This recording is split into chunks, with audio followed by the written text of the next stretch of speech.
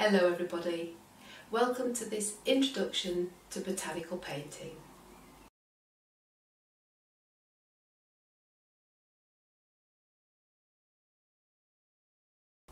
There are different approaches to painting a botanical subject, and these definitions from the Botanical Art and Artist website will help to clarify those. So the most rigorous approach is botanical illustration, where a very high level of scientific accuracy and detail is required, and where that detail wouldn't be revealed on a photograph. A slightly less rigorous approach is botanical painting, where the accuracy and detail is still important, but a key aim is to produce an aesthetically pleasing painting.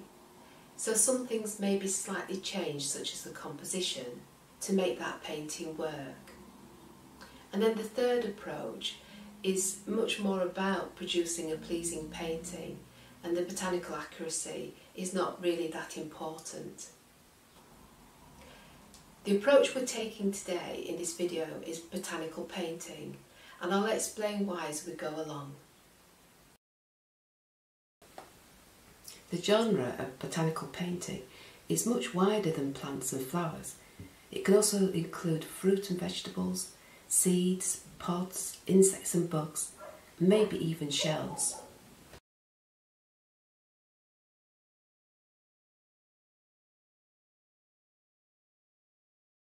These are a few of my favourite professional artists who I have followed on Facebook, Instagram, their own websites, and some have videos on YouTube, or they offer their own courses.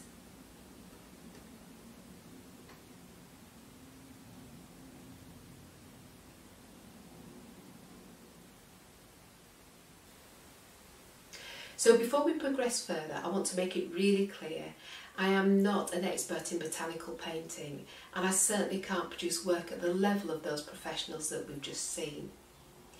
But a few years ago, when I wanted to go back a few steps and really focus my efforts on improving my drawing skills, my observational skills, and using watercolour paint, I decided to follow the botanical path, and I really enjoyed it, partly because I enjoyed the botanical subjects and I really appreciated seeing more detail in those subjects. But by following the botanical route, it developed my observational skills, learning how to really look and to really see the details. I then had to think about how to reproduce those details, either in a pencil drawing or in paint. And then thirdly, with the watercolours, it really helped me to learn more about how to control watercolour, how to understand how the paint works on the different papers, the timing of when you need to do things with the watercolour. So I found the process really beneficial, because it really helped my observational skills and helped me to learn better how to work with watercolour paints. And that's what I'm hoping that you'll get out of this session and doing some botanical painting for yourself. So what we're going to do now is look at the type of equipment that you'll need to use for this session. So for this demonstration, I'm going to use this plant, which is a calla lily, and I'm just going to focus on one flower, which I'll show in a little bit more detail. So this is the flower I've chosen to do. It's a calla lily, a beautiful flower. It's quite a simple outline in many respects, but actually it's got some quite complex forms, even with the leaves. I mean, look at that, the nice wavy edges to the leaves. So what I would do is have a look. So that angle, actually, that's quite a nice composition because of the diagonals of that flower, and the different wavy lines will be really quite interesting to depict.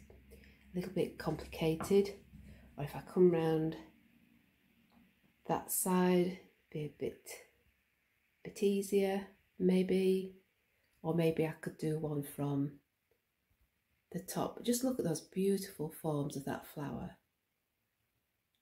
So that's the one that I'm going to be working on. When you're selecting your own botanical subject, for the first time I would really recommend that you choose a very simple form. If you go for something that is too complicated, you'll find that you'll get lost because there's just so much detail to try and take in. If you're going to use a cut bloom, you'll find that flowers just carry on doing what flowers do, and they start to open and change the shape, and the petals start to move position. To help reduce that, if you can think about something like a little vase so that you can keep feeding the flower some water, so a little vase, or you might want to use a florist file that you can put some water in, put these stems through the top, and then position the flower where you want to focus on the composition. So going through some of the rest of the equipment, starting off with the paper, I would suggest, because of some of the techniques that we're going to be doing require lifting out the paint from the paper, and although you can use cartridge paper, I find that it doesn't lift out so well. So I would recommend that you use a really good quality watercolour paper. Some of the professional artists don't bother stretching their paper, especially if they're just doing a small subject for a demonstration, but I still like to have a nice flat surface to work on.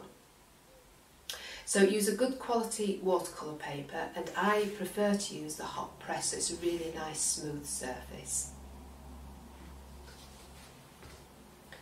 Make sure that you've also got another piece of paper that you can use to test out your colours as you're going along. Paint wise, I use a palette of watercolour paints, and I use Sennelier paints. I really like the way that they flow and the intensity of the colour, and they have a really nice range of particularly pinks and bluey purples, which are lovely for botanical painting.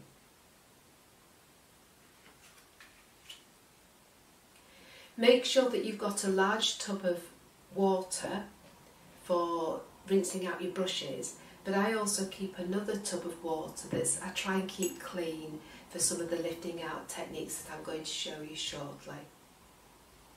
Obviously you need a nice range of decent brushes, and I tend to use synthetic brushes because I just prefer the feel of them. So try and make sure that you've got some brushes with really nice points on, because you will need them for some of the techniques. I use a cloth to dry my brush on, and again that will become obvious when you start to look at some of the techniques, but to make sure that you're not putting too much water onto your painting, you might need to really dry out your brush. It's also useful to have a little stash of tissues ready. So when you come along to the sketching, it's always recommended that you use a 2H pencil, because you can do a really nice soft outline to get the composition and some of the markings for the details in, but a 2H pencil won't show up through the painting. And then some people do use rulers and dividers and things like that to get the accuracy of the sizes and the details. I tend to compare more the position of different parts of the flower in relation to other parts of the flower.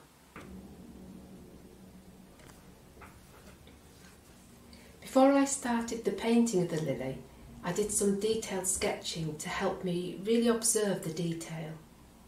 I used a 2H pencil to initially draw the basic outline, establishing all the key shapes, noting the contours and the positions between different parts of the flower in relation to each other, so that I got a really good understanding of the different parts of the flower.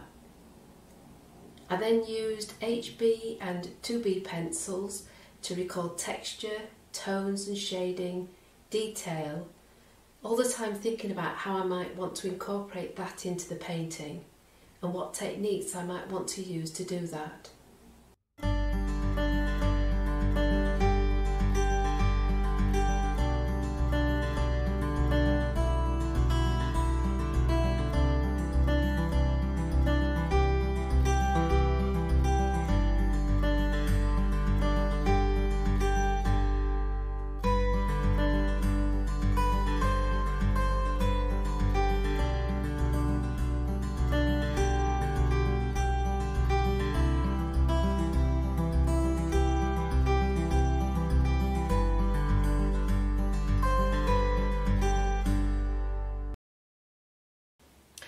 Before you actually start doing your painting, I think it's a good idea to just have a practice at some of the painting techniques I'm going to show you now. Some of these you might already know, but it's worth reminding yourself. But it's also worth just testing out how they work on the paper that you're using, just so that you get some idea of how it's going to behave. So the first three up here, I'm going to show you some lifting out techniques. I'm just going to mix up a big wodge of quite a dark paint, so hopefully it's going to show up really well. Before I do that, these three techniques are going to be wetting wet, so I'm just going to start wetting this area with clear water,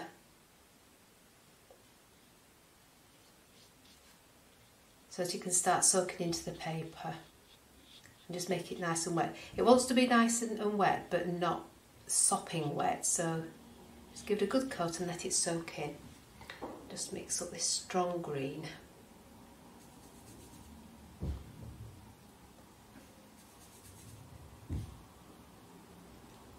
Okay, I think we're ready to go. So I'll drop this green in and just let it spread in the wet paint. So we do this wetting wet to give you plenty of time to deal with the paint and to make sure it's going where you want it and doing what you want it to do.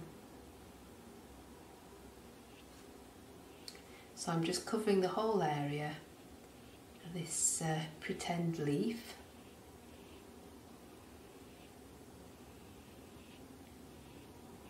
And just let that soak in. Okay, so for this first lifting out technique, you're going to use your bigger brush and you're going to do a broad sweep using the side of the brush to reveal a lighter area, as though the leaf is just catching the light there, is just slightly curved in that direction. So when you're doing this, you only want to pass your brush over the paper once or twice, maybe 3 times at the most. If you start doing more than that, it can get muddy and a little bit messy. So you need to plan where you want to go and just watch the paper, that it's just starting to dry but not getting too dry. So I think we might be about ready. So dry your brush off on the cotton cloth, so you're not introducing any more water onto the painted area. Here we go then. Your brush goes on, drag it sideways and lift. That might be enough. You might not need to do any more, but if you find it's just not catching the area you want, clean your brush off again so you're not introducing any new pigment back onto that area. Dry it off so you've taken most of the water out. The side of the brush again, and you gently sweep across the area where you want it lightening, and then lift your brush and come away. Because the paper and the paint is still wet, it'll move so you get softer edges.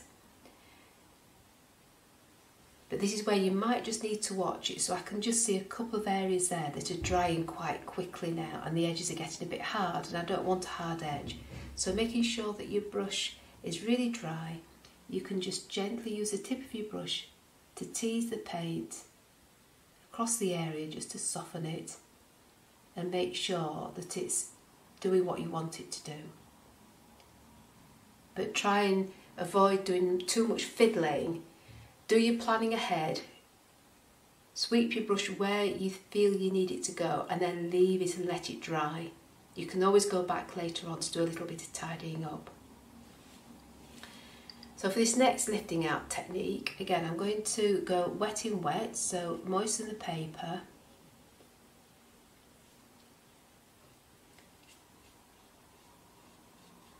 So just within the shape that you're working on,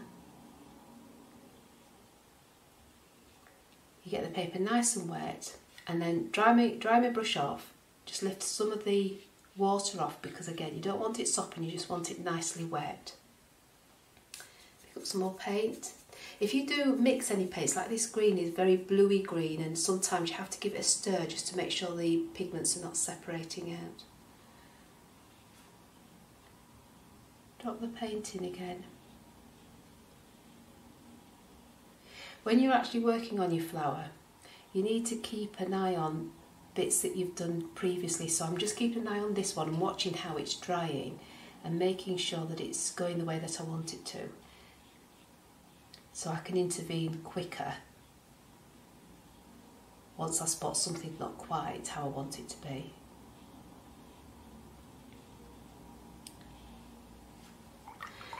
So this time you can use tissue to lift out, and you know this, you've done this before.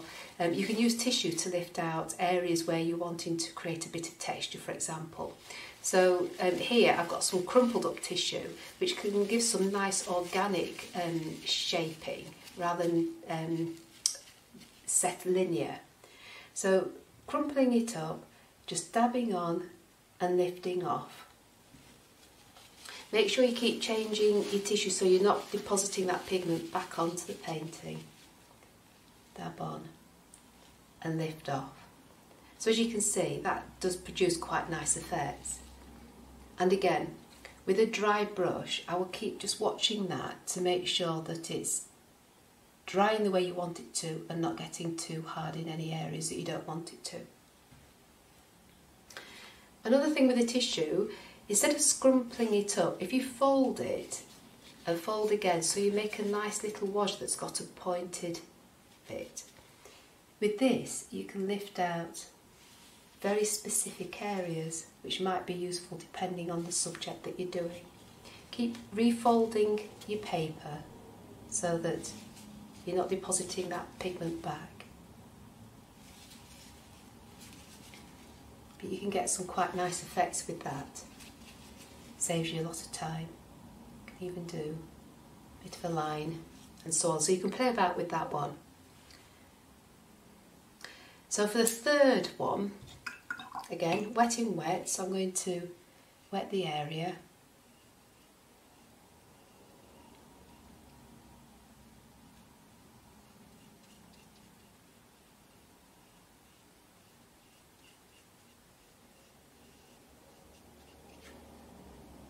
Take off any excess water.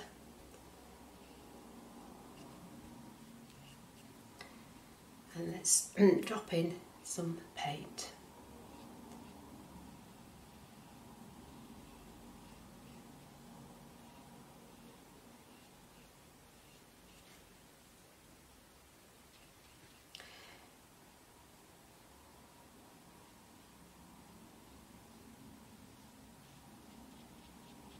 Now at the moment that area is really quite wet, but what we're going to do is get one of your smaller brushes, and this one's got a really nice point because it's a little bit newer, so make sure your brush has got a nice point, whatever size you choose to use.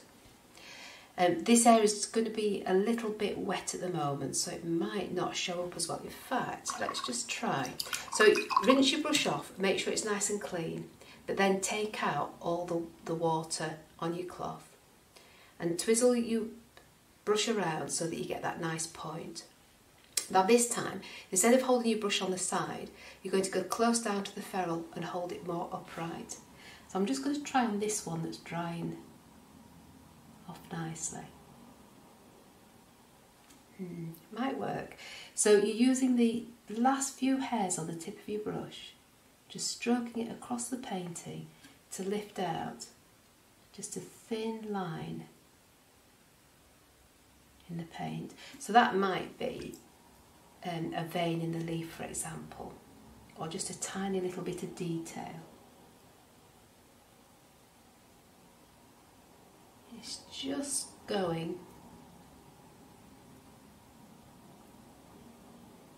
So keep rinsing your brush off, keep drying it off so you're not introducing more wetness into the paint, which will make the paint run and cause cauliflowers. Yeah, this is going nicely now. Look, you can just start to see that nice thin vein forming.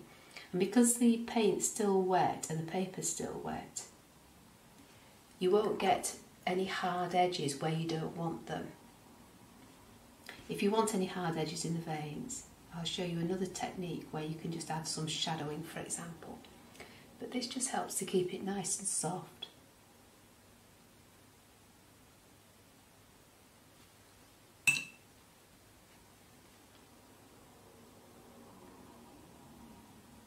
There we go, it's worked quite nicely on that one, and I think you get the technique there. Okay, down to this one here now. What I'm going to show you is still a wet in wet technique, but you might want to produce an area of darker shading on this leaf where the leaf is curling, or at the bottom here where it's just folding down under a little bit. So this time you wet your brush and you want to put a thin glaze of water on, just slightly bigger than the area that you want to shade a little bit darker. So don't cover the whole leaf. And again, dry your brush off and make sure it's not too wet, because you don't want the paint travelling all over the place. Let's see what happens then. So picking up a bit of paint, just drop it in the middle of your area that you've wetted, and just gently tease the paint along. And let it do its thing, travelling in the water, so that it creates a soft edge and that illusion of a fold or a bend in the leaf. Be careful not to add too much paint and too much wetness, because it'll travel a long way. And I just did a bit down at the bottom here, didn't I? So I'll just add that in at the bottom. You know, it looks like that's dried off already. So just to rescue that, I'm just going to rub a damp brush along the edge, and that will just help to soften the edge and let the paint move a little bit. So those four were all wet in wet. This is another wet in wet technique. So we've got a leaf here, but you know how some leaves get quite a mottled effect with 2 or 3 different colours in it. You can do that wet in wet really successfully, so you get a nice mixture of colour. So in this case, I'm just going to do this half of the leaf, and I'm going to drop the paint in wet on dry.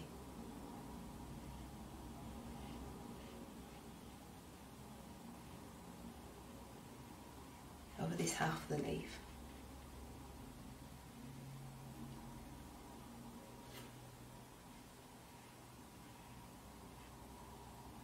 It's a bit rough, but it's just to show you the example really.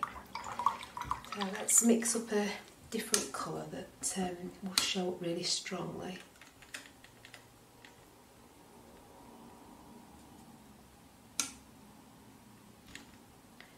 So what I'll need to do is just let that dry off a little bit, or else the red's going to mix in with it too much. In fact, whilst that's drying off, I'll show you a different approach. With the clean water, I'm just going to wet a little bit down here. Oh look, it wasn't very clean, it's a little bit red.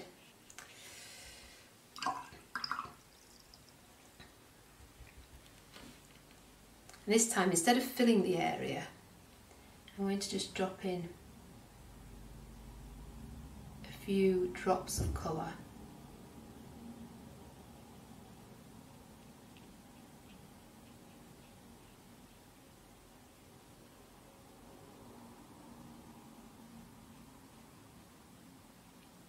Ignore that bit up here, I'm just focusing on this bit down here at the moment.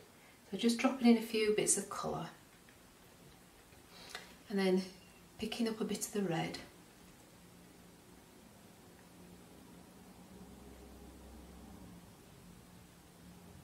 Just drop dropping a few bits here and there. And because it's wet on wet now, because we've got wet paint on and then we're adding some more wet paint, you can just leave the paint to do its thing and move about. What's happening on this side?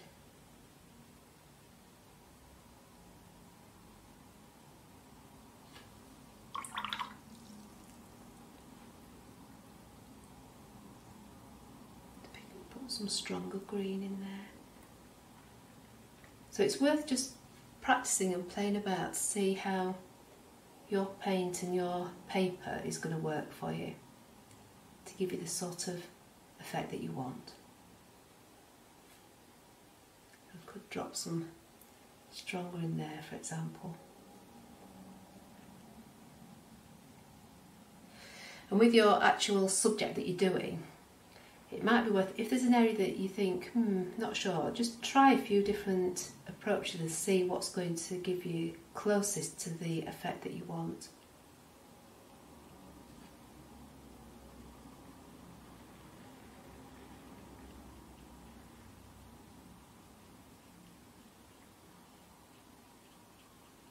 I think that's enough just to give you the idea of what you can do with that one. So again, that's wet in wet. With this one down here, I'm going to show you some wet in dry. So basically that means that you're not wetting your paper, and let's use a small brush. And so what I want to do here is just define this area of the leaf where it's had a bit of a nibble by a caterpillar or something. So using fairly strong paint, just introduce the paint around the area. You might need to do small bits at a time. And then rinsing off your brush, taking out most of the water but just keeping it slightly damp. Just rub the brush along the edge of the area you've just painted to soften it. And at the same time you can just start to tease the paint out a little bit so that it blends into the surrounding area a bit more. Now this shows up really strongly because I've left the base colour quite pale so that you can see the difference. So you could carry on doing bits around these areas here and around the edges of the leaf just to define some slightly deteriorating edges of your leaf and giving it that bit of character. The other thing that you can do, you can see very faintly the vein of the leaf down here. Just make sure you can see that. So I might want to just put some shadow on this side of the leaf. So again, you do it wet on dry, picking up a bit of paint and gently running that paint along the side of the vein using the tip of your brush.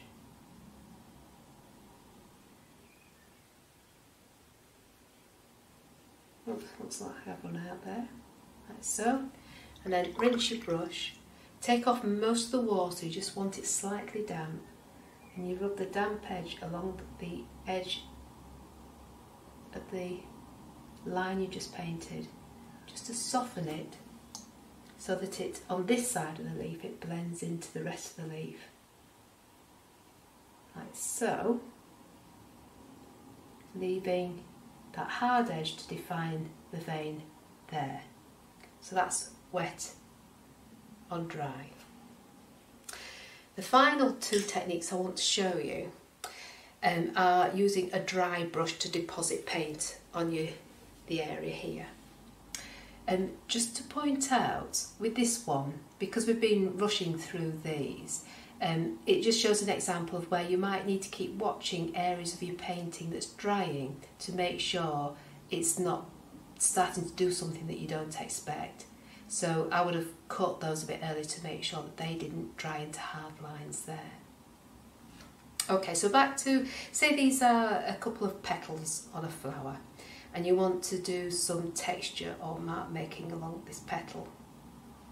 The way to do that is dry on dry, and what that basically means is that you keep your paper completely dry, you brush, make sure that you've rinsed it out, and then dry it out dry it out quite a bit on your cloth, tapping it down to splay out the hairs of your brush.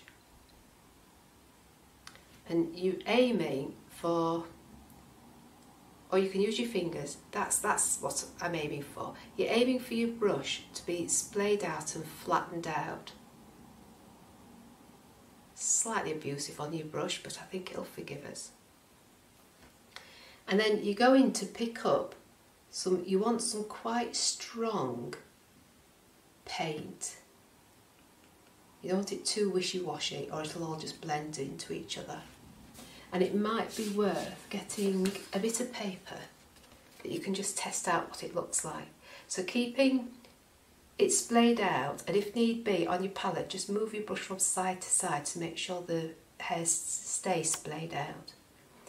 Let's just see what it'll do. There you go. So you can use that to just put some textural marks onto your petal. And when you're doing that, just be careful that you don't go over the area too many times, because it'll start to again look messy and you'll lose that definition. So plan where you want to go, get your paint ready, test it out on some paper. When you're happy, just go for it and do 2 or 3 strokes and leave it be. Similarly, with a smaller brush and with a nice point, again making sure that your brush is nice and dry. And this time swizzle your brush around so that you get the point nice and sharp.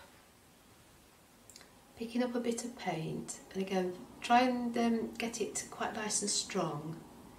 Which one did I use? Let's use that red so it'll show up. This time you're going to keep your brush upright like you did before, close to the ferrule, and just stroking the last few fibres of the tip along the painting. Now if it's a bit strong, just knock a bit off on your cloth. Look at that, really nice fine lines. So it's more a wrist action. You can produce some really nice fine lines of detail. Again, make sure you don't go mad and do too much. And if you're not happy with something, if it's a bit harsh, rinse out a clean brush, dry it off, and you can just soften some of those edges so that they're not quite as obvious, or just tape them out at either end. But the important thing is not to add in too much water so the paint's not going to start travelling too far. So I would certainly recommend trying some of those techniques so that you can see how your paper's going to work, and just have a practice on the paper that you're using. And finally, you might want to, with the paint set that you've got, just do yourself a colour chart, looking at what your colours will mix to match up to the subject that you're doing, so that you can identify really clearly, and then you've got a plan of what you're going to mix together to get the desired result.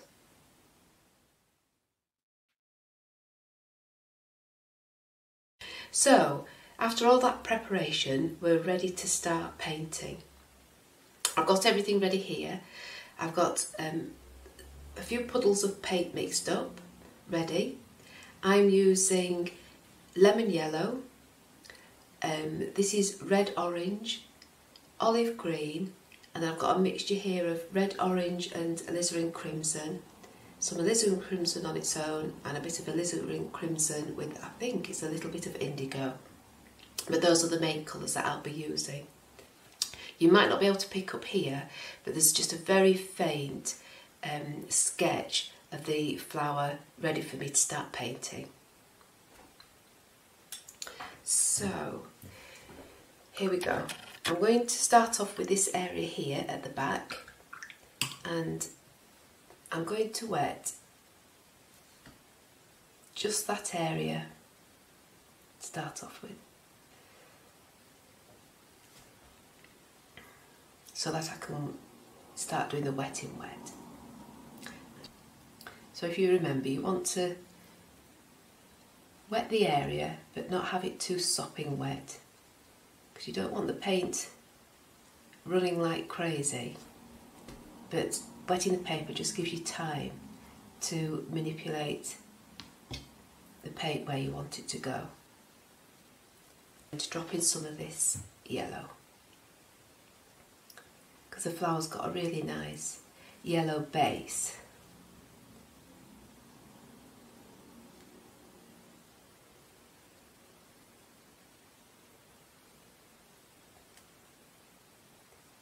So I'll drop that in.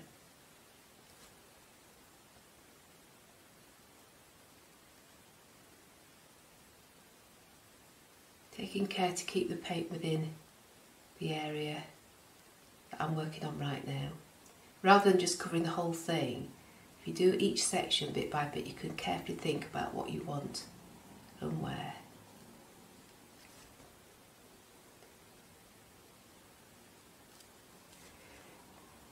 And then because this area here is just in the light, I'm going to dry my brush off and just lift out a little bit of light there.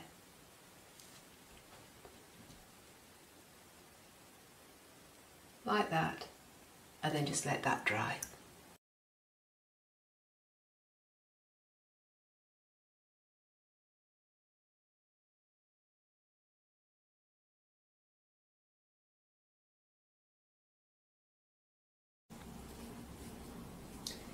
The process is repeated again in this new area, making sure that all the previous painting is dry. The area is glazed with water first, and then the colour dropped in and coaxed across the shape.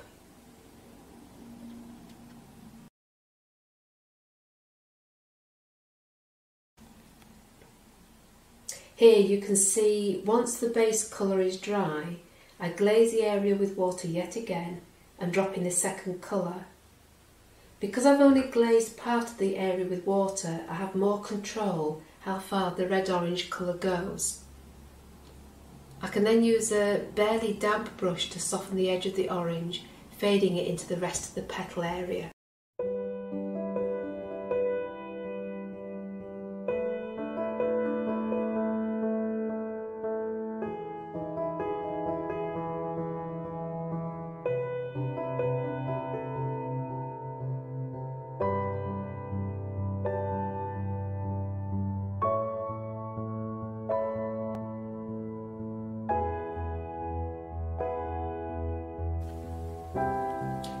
Here, with a dry brush, I'm lifting off some of the orange to indicate veins on the underside of the petal.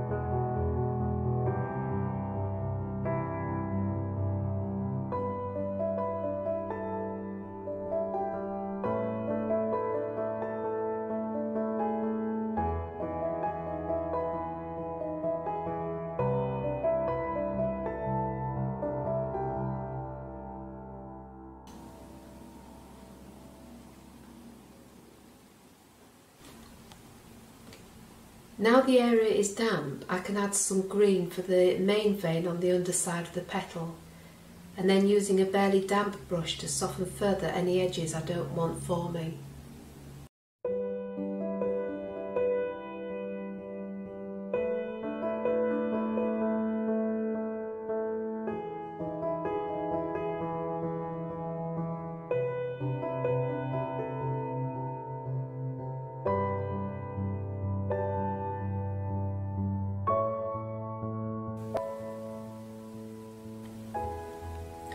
Again, once the paint is dry, I'm going back in to gently glaze some of the area with water so that I can deepen the colour to give the shape more form.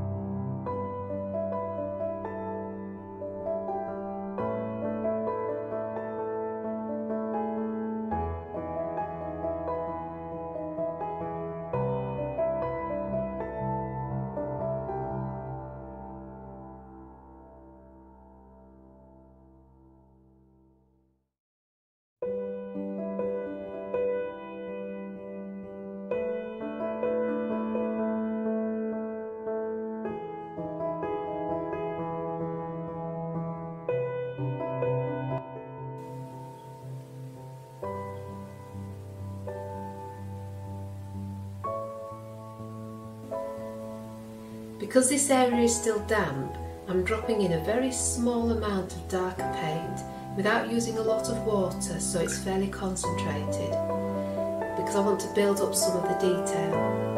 And I can use again the barely damp brush to tease the paint where I want it.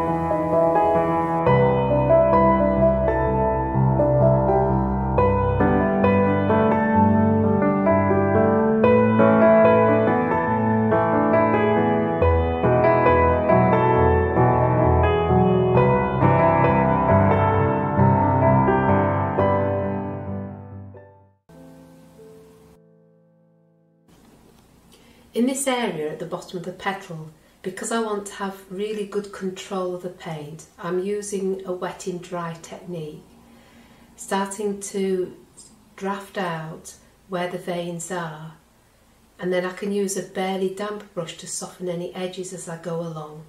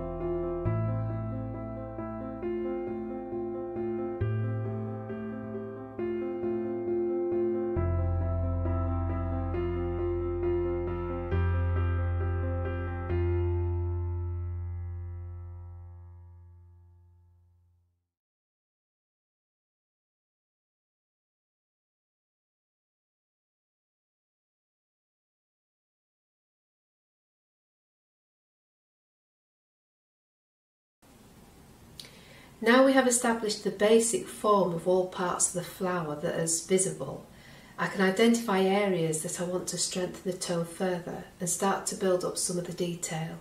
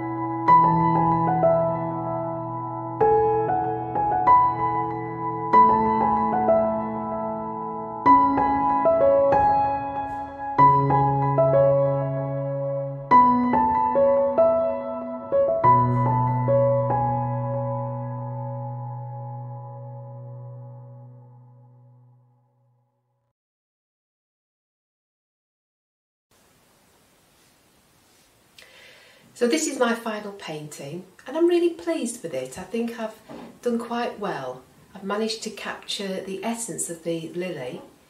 I've kept it quite nice and light and bright to reflect the delicacy of the petals. I maybe could have been a little bit braver with some of the shadow areas, but overall I'm pleased with the final effect. So I'm hoping that you've produced something that you're really pleased with, and along the way you've learnt a lot more about observation and looking at the detail of your subject, and that you've learned a little bit more about controlling the watercolour paint so that you can make it do what you want to do to produce the effects that you want.